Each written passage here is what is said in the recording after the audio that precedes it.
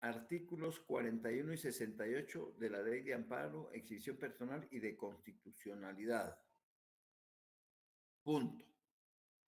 Luego decía, tomando en cuenta que transcriban numerales 8311, 8322, 18, no, todo eso táchenmelo. Todo eso táchenmelo, por favor. Todos esos. Entonces la pregunta quedaría de la siguiente manera.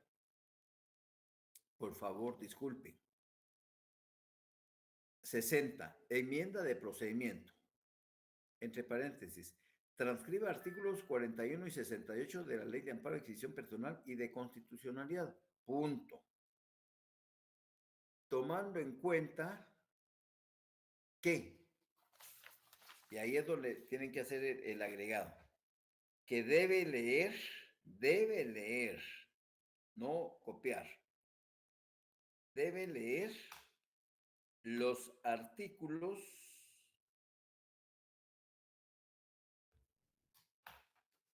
42 y 43 del Acuerdo 1-2013.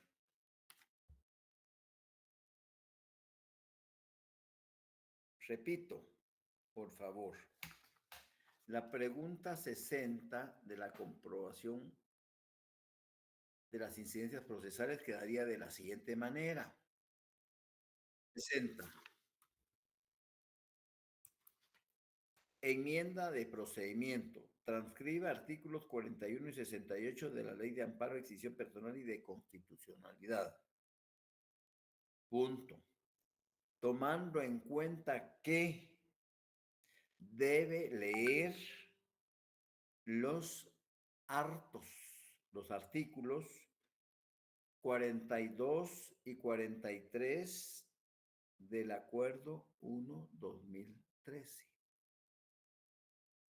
Eso es todo. O sea, solo van ustedes a transferir 41 y 68, pero tómense la molestia de leer los artículos 42 y 43 del Acuerdo 1-2013, porque eso les va a permitir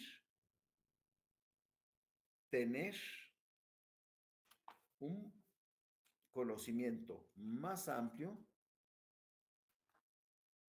de lo que es la subsanación de requisitos por parte del tribunal y el planteamiento de error sustancial, que se enmienda el procedimiento al fin y al cabo, pero ustedes lo van a tener mucho más claro.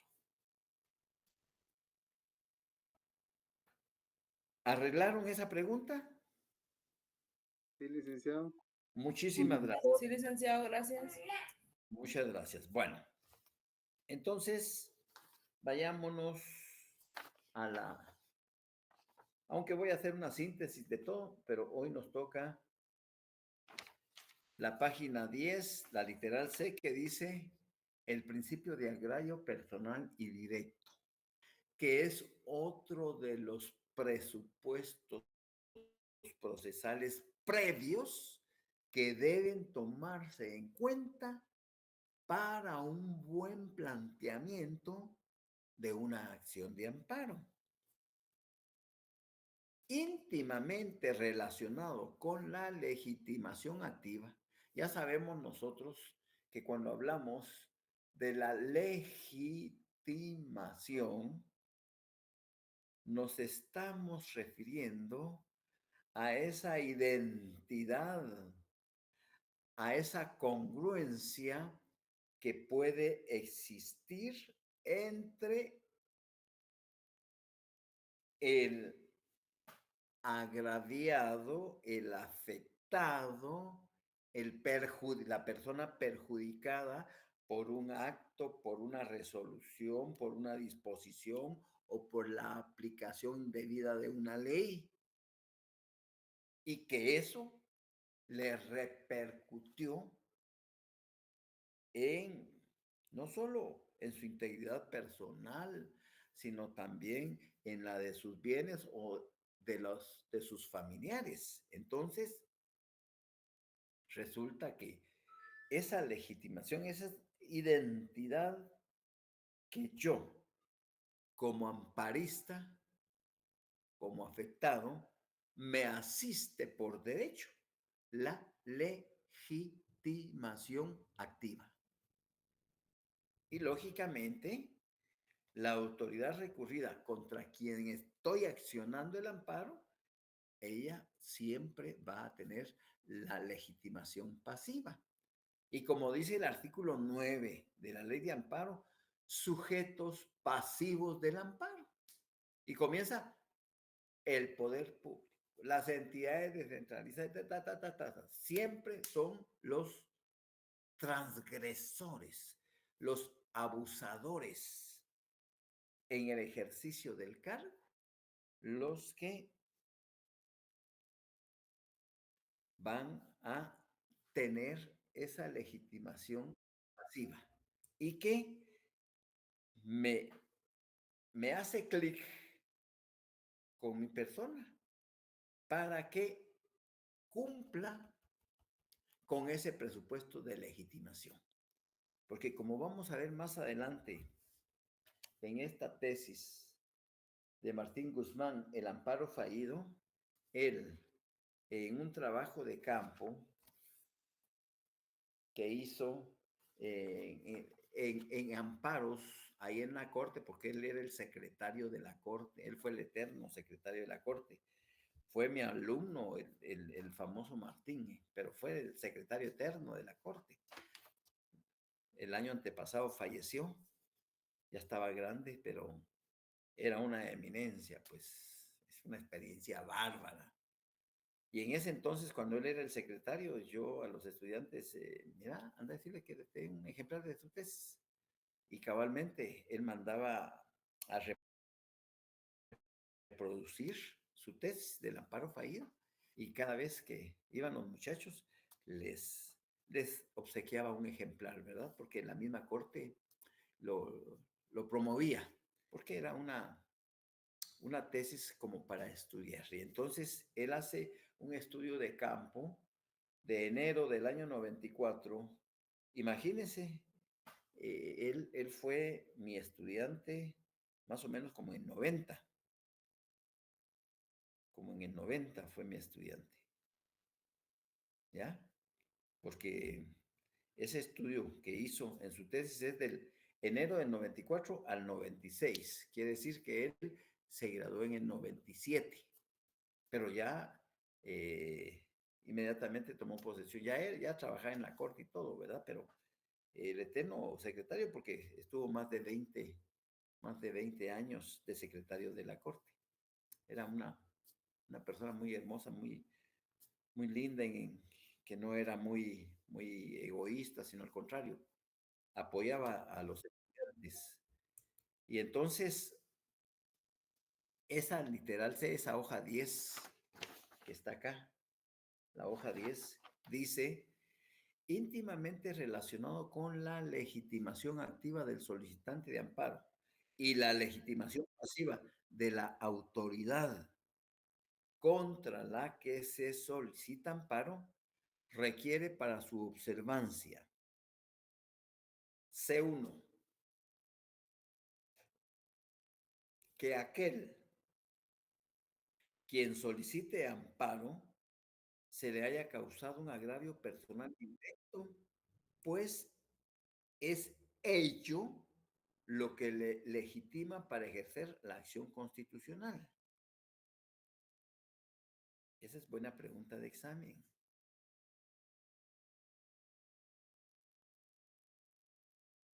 ¿Qué presupuesto procesal? ¿Cómo se denomina este presupuesto procesal que indica que aquel quien solicite amparo se le haya causado un agravio personal y directo, pues es ello lo que le legitima para ejercer la acción constitucional? ¿Y cuál es la respuesta? Principio de agravio personal y directo. Luis Pedro, ¿qué está pasando? Luis Pedro, hoy no estás conectado. Legitimación activa. Legitimación, ahí está Misael. Legitimación. Y todavía Misael le agregó activa. Y me gusta eso. Legitimación activa. Fíjate que ¿Cómo va a decir la pregunta? Es aquel presupuesto procesal que indica que quien solicite amparo o quien solicita amparo se le haya causado un agravio personal y directo, pues es ello lo que le legitima para ejercer la acción constitucional. ¿Cómo le denominamos a ese presupuesto?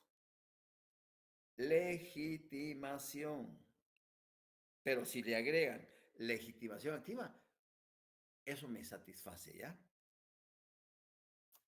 Recuerden ustedes que nos cita el artículo 23 y 25 y alrededor de esos artículos va a girar nuestro mundo esta tarde. Termino con esto.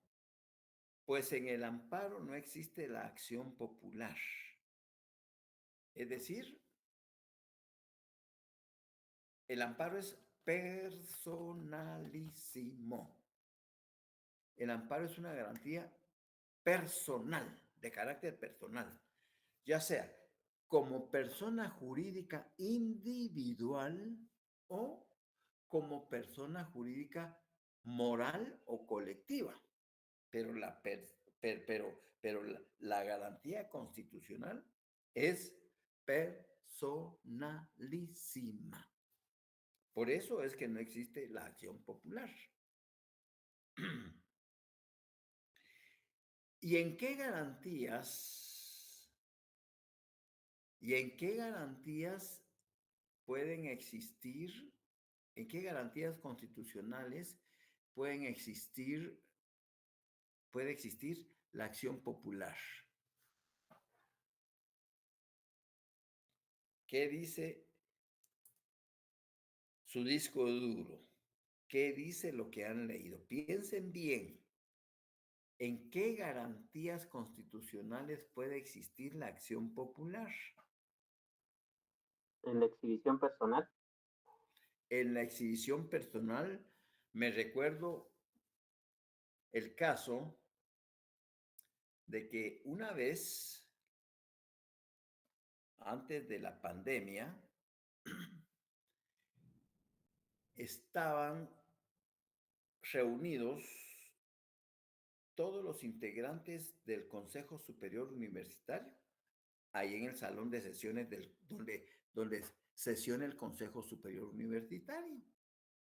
Recuérdense que el Consejo Superior Universitario es la autoridad máxima de la Universidad de San Carlos, la cual es presidida por el rector magnífico y se integra por las 10 unidades, los 10 decanos de las 10 facultades. Se integra también por 10 profesores electos en cada facultad que tienen el cargo de vocales primeros, vocal primero, ¿ya? Que integran la,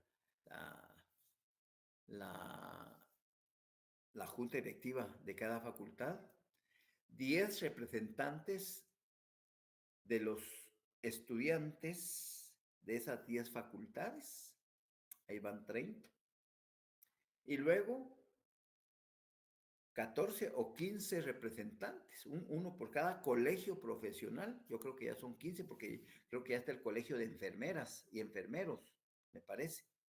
Entonces ya hay 15 colegios profesionales, un representante por cada colegio que forma parte de el Consejo Superior Universitario.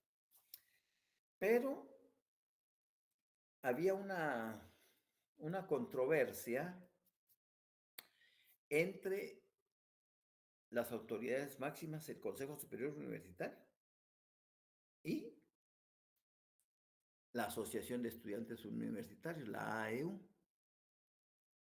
Entonces viene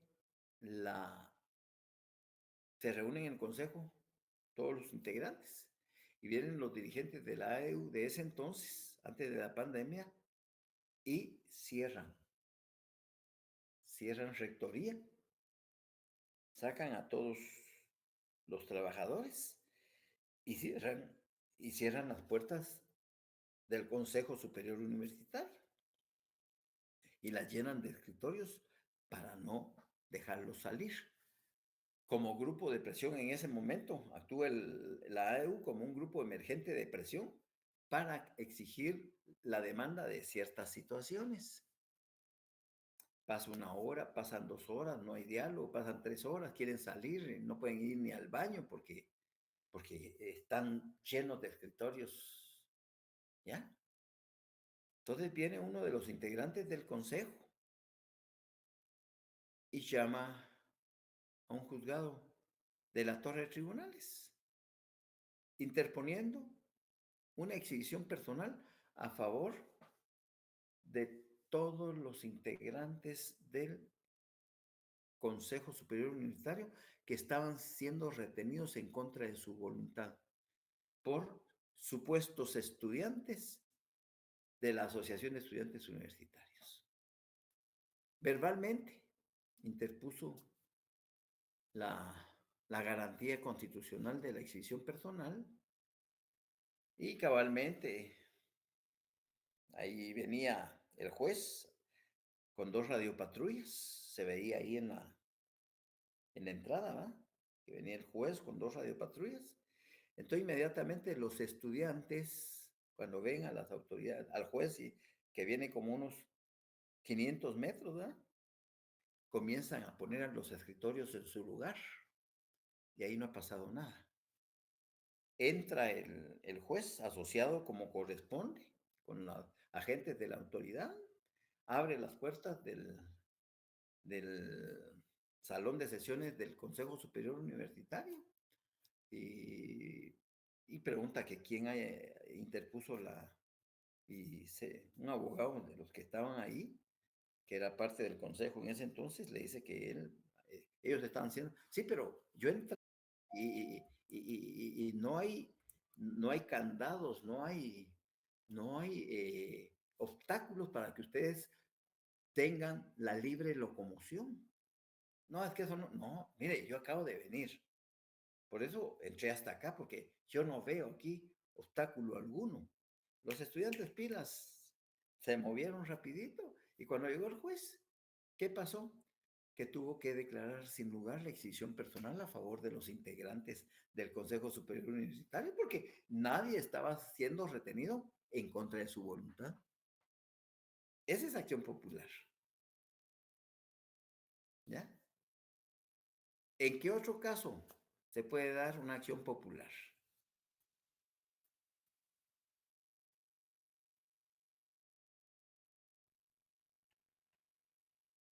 En la inconstitucionalidad de leyes de carácter general. Porque cualquier ciudadano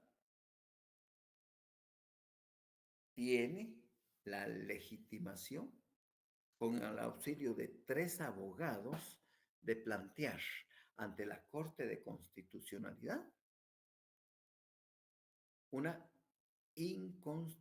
en única instancia, una inconstitucionalidad de carácter general contra una ley, contra un reglamento, contra una disposición gubernativa. Entonces, cuando es acción popular, porque se está tutelando los derechos de varios sujetos. En cambio, el amparo es personal, ¿ya? Ya sea una institución o una persona individual. ¿Les queda claro? Sí, licenciado. Gracias. Muy bien.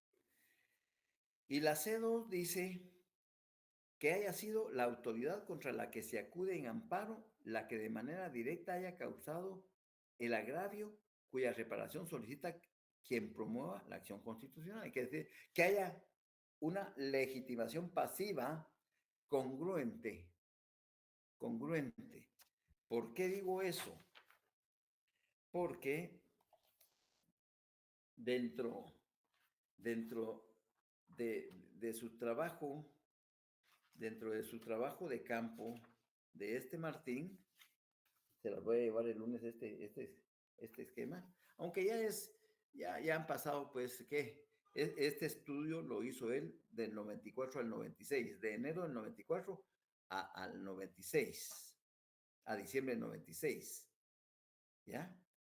Pero aún así, de 435, de 435 amparos que se presentaron en esos 24 meses, 435 amparos que se presentaron, 64 fueron declarados sin lugar, 64, por falta de legitimación activa, 64. Es decir, que el amparista, al señalar a la autoridad contra quien entabló el amparo, no era esa la autoridad recurrida, era otra. Y declararon de los 435 a 64, sin lugar, por falta de legitimación activa. Y por falta de legitimación pasiva, de los 435 amparos, 53, el amparista, el que accionó, no era el que le asistía la legitimación activa. Fueron 53. 163 porque no agotaron la definitividad. Fueron declarados 163. Y por la extemporaneidad, es decir, porque se presentaron fuera de los 30 días que dice que hay que presentar un amparo, fueron 155. En total, en ese pedido declarado sin lugar, fueron 435. De esos 435, del total de esos 2 años, fueron 1051. Y de los 1051 amparos, 435 por incumplimiento de presupuestos procesales, que es el que les acabo de mencionar, y fueron declarados sin lugar. Y 616 por otras causas, por demasiado, por frívolos, por lo que sea. 1051. Y en ese mismo periodo, enero del 94 a diciembre del 96, en esos mismos 2 años, el total de amparos, imagínense, el total de amparos en esos 24 meses fueron 1,315. 1,315. Y fueron declarados sin lugar 1,051. Quiere decir que solo 264 amparos fueron declarados con lugar. ¿Se imaginan ustedes esa ineptitud? ¿Se imaginan ustedes esa falta de coherencia de los abogados litigantes de fallarles a sus clientes cuando les dicen, no tenga pena, nosotros nos vamos de amparo? Es que no es solo de hablar, que nos vamos de amparo. Tenemos que tener presentes esos 3 presupuestos procesales fundamentales para que un amparo sea estimado o sea declarado con lugar. La temporalidad, los 30 días después de la última notificación, donde ya no cabe recurso alguno, se agotaron todos, la definitividad, que es haber agotado todas las instancias administrativas y procesales, y la legitimación, ese derecho por tener la calidad de agraviado en forma personal y directa en contra de una autoridad que por medio de un acto, por medio de una resolución, por medio de una disposición o por medio de una indebida aplicación de la ley, me perjudicó en mi integridad, en mis bienes o en las de mis familias. Entonces, ¿dónde está el fundamento de la legitimación? Vayámonos aquí. Artículo 23 de la Ley de Amparo. Gestor judicial. Solo los abogados, esto subrayenlo por favor, resáltenlo mejor, solo los abogados colegiados. Aquí ustedes tienen que tomar en cuenta lo siguiente. Hay muchos abogados que llegan a ser juramentados por el organismo judicial, por el pleno de la Corte, de los magistrados de la Corte Suprema de Justicia, porque ese organismo ejerce poder de soberanía, al igual que el legislativo y al igual que el judicial. Son los tres organismos del Estado que detentan poder de soberanía. Y entonces, cuando un nuevo licenciado en Ciencias Jurídicas y Sociales, con el grado de abogado y notario, va a ser juramentado, debe de hacerse ante el Pleno de los magistrados de la Corte Suprema de Justicia o un representante de esos magistrados. Yo vengo en representación de mis compañeros magistrados de la Corte Suprema de Justicia y vengo investido del poder soberano que detenta nuestro organismo. Entonces, por favor, levanten la mano y en este momentito hacen el juramento y le están otorgando a ese nuevo profesional del derecho, le están otorgando la fe pública, esa certeza de veracidad de que todos los actos y contratos que realice, porque él los presencia o a requerimiento de parte, serán con certeza jurídica, porque se le invistió, como que se le echa una pintura. Mire, ya usted puede hacer buen uso de la fe pública. Si no, recuerden los postulados del abogado y notario en el Código de Ética Profesional. Pero es en ese momento histórico, en la Corte Suprema de Justicia, donde cumplidos ya todos los requisitos, es juramentado, se le otorga esa certeza de veracidad, es decir, la fe pública. Y entonces él ya puede autorizar actos y contratos a requerimiento de parte o porque él observa. Entonces, hay muchos abogados y notarios que se juramentan, cumplieron con todos los requisitos, pero que jamás se colegian. Nada, ¿para qué me voy a colegiar? Si yo me gradué de abogado y notario porque mi papá y mamá me pidieron que yo fuera abogado y notario, pero a mí esa carrera a mí no me gusta. Yo soy comerciante, yo tengo mis negocios, yo a eso me dedico, pero por darle gusto a mis viejos, entonces yo pues me hice abogado y notario, pero yo no voy a ejercer. Entonces son abogados y notarios porque fueron juramentados, pero no son colegiados. Y mientras no están inscritos en el colegio de abogados y notarios, no tienen ese vínculo de agremiado. Entonces, si no es colegiado, no puede ser gestor judicial. Si no es colegiado el abogado, no puede ser gestor judicial. En notariado, nosotros somos abogados y notarios. El abogado es aquel que se dedica a litigar. Litiga en la rama penal, litiga en la rama civil, litiga en la rama contenciosa, litiga en la rama laboral, litiga en familia, litiga en cuentas, litiga, solo en tribunales vive litigando. Y los notarios solo ejercemos el notariado. En mi caso, yo soy notario porque yo estoy en mi oficina autorizando escrituras públicas, actas notariales, haciendo sociedades anónimas,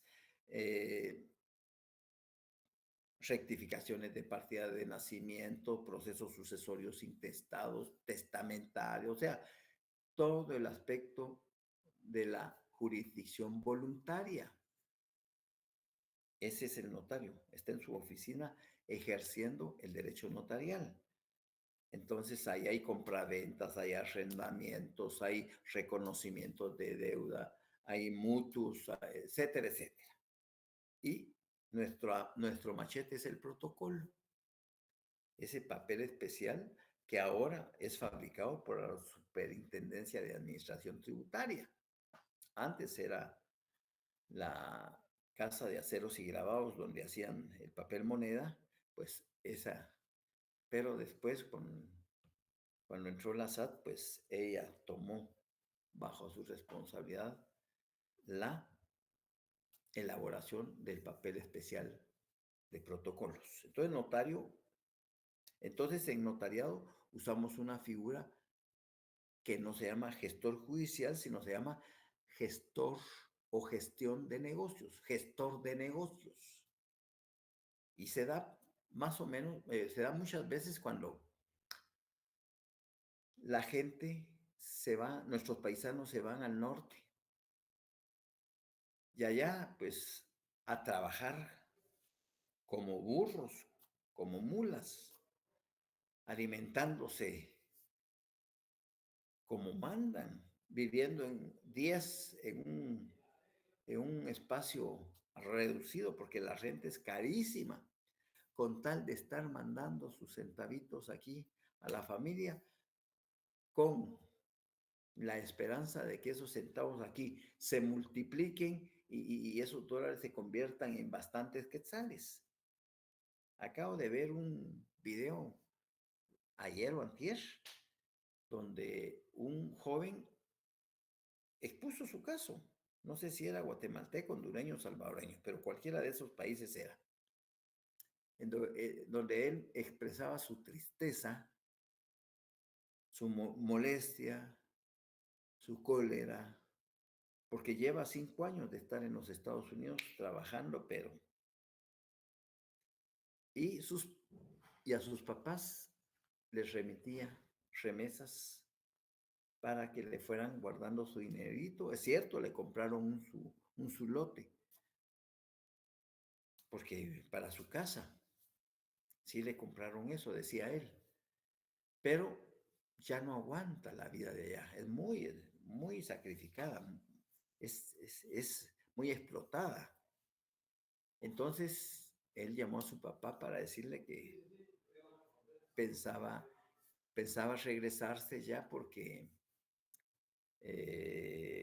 ya no aguantaba, ya estaba cansado y con el dinero que aquí sus papás le tenían en el banco, pues él iba a construir y iba a retomar su vida. Pero el papá le dice que no se venga, que aquí la situación está difícil, que no hay trabajo, que qué viene a hacer y todo, pero él ya había tomado la decisión de venirse.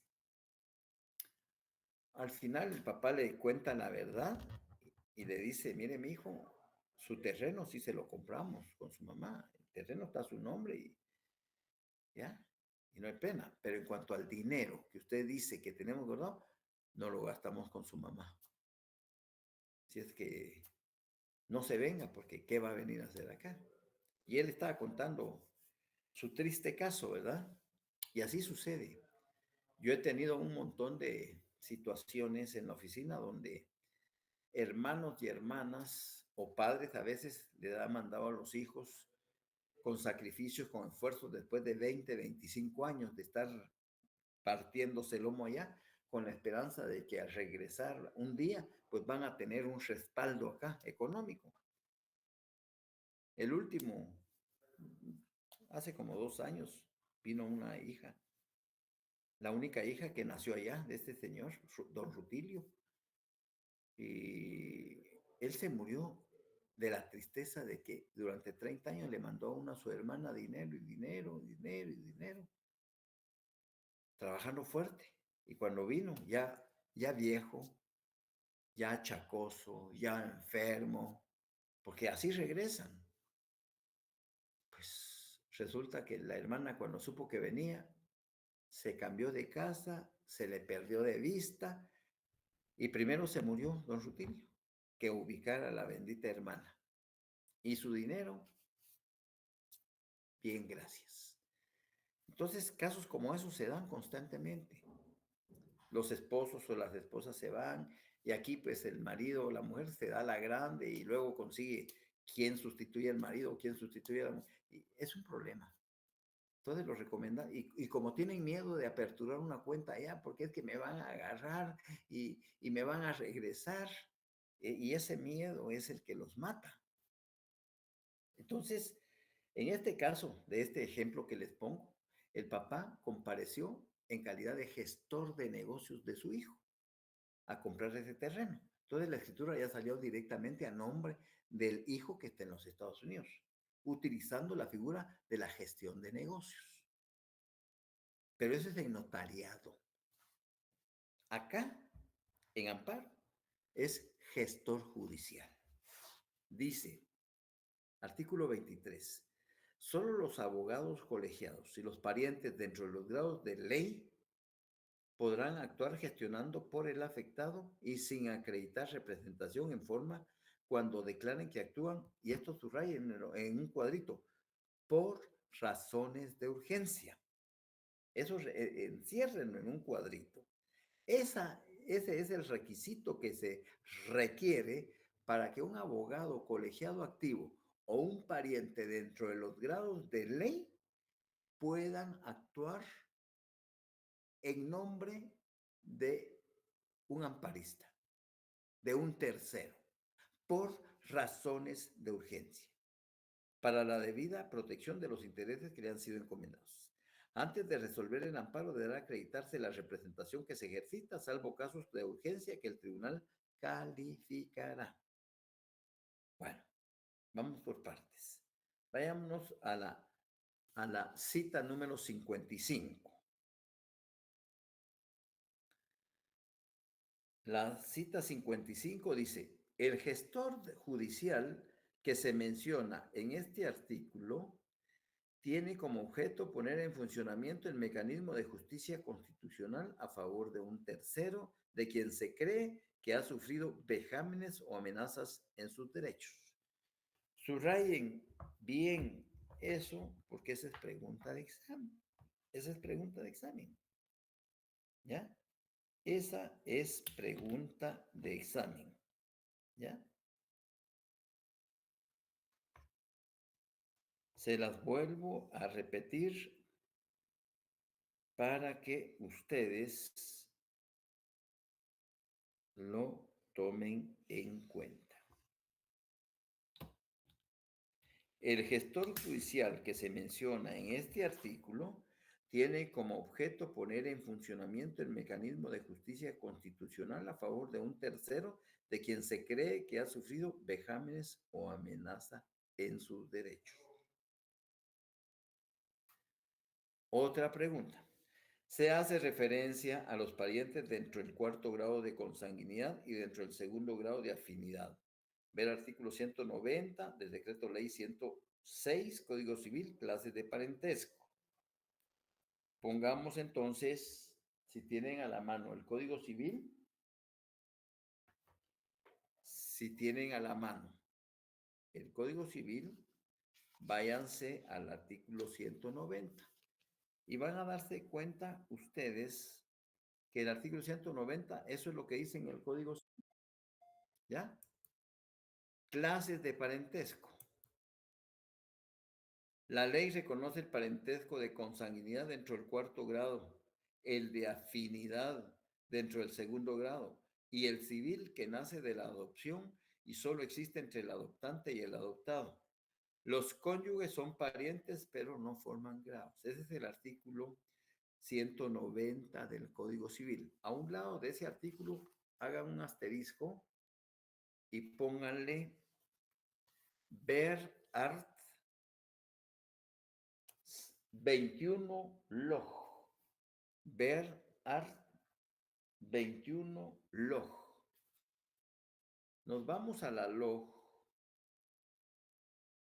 y el artículo 21 dice reglas del parentesco. Y exactamente dice lo mismo. La ley reconoce el parentesco de consanguinidad dentro del cuarto grado, el de afinidad dentro del segundo grado y el civil que surge de la adopción conforme a la ley. Los cónyuges son parientes, pero no forman grados. Ahí le ponen un asterisco, por favor, y póngale ver art 190 cc. ¿Qué quiere decir? No quiere decir Corte de Constitucionalidad. Entonces póngale C civil, para que no se confundan. Ver art 190 C civil, Código Civil.